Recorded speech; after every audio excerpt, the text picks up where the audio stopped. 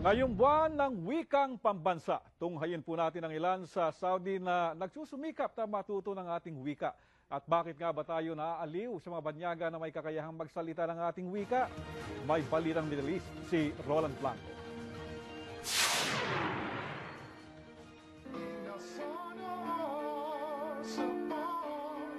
Isang Amerikano, isang Latina, inanlang sila na kumakanta ng musikang Pilipino sa YouTube at napakarami pa. Nag-e-enjoy tayo at feeling proud sa ating lahi. Mahal kita. Magandang umaga. Kumusta? Kumusta po? I like to use words po.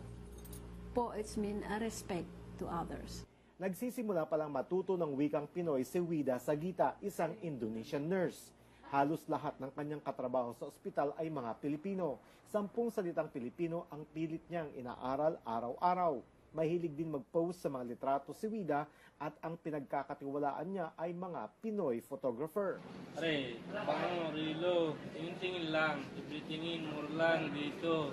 Kabayan, sinigang, adobo, baksiyo, halabos, sinain, inigilaw, sugba, kanin, steam.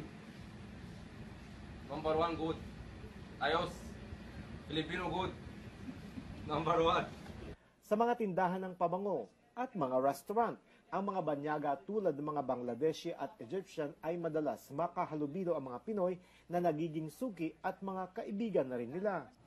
Si Dr. Wahib Al-Umari ay nag-aral at nagtapos ng dentistry sa Pilipinas. Pilipina ang kanyang napangasawa at may 4 silang anak. Namimiss ko yung mga barkado ko paglalabas kami, yung aral, yung mga bagyo, pag marinig mo si Ernie Baron sa umaga, walang pasok na yun dahil signal number 3, umakit. Wala sa kultura ng Saudi na manliligaw ang lalaki sa gusto niyang pakasalan, kundi arranged marriage. Kwento ni Al-Umari, naranasan niyang umigib ng tubig at haranahin ang bulake niyang girlfriend bago siya namanhikan. Naging madali sa Saudi dentist ang pag-aaral ng wikang Pilipino dahil isinapuso niya ito, hindi tulad noong una na sinasaulo niya ang bawat salita. Kailangan talaga pakinggan mo, parang bata ka na, pakinggan mo, tapos pag na-register dun sa utak mo, then nagsasalita ka na, parang baby.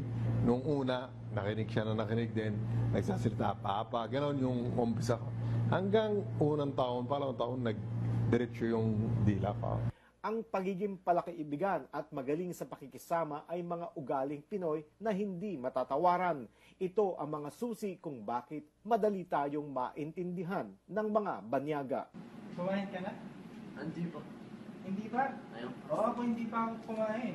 No problem. I will take, ha? Sure. Nagbabalita sa Middle East, Roland Blanco, Riyadh.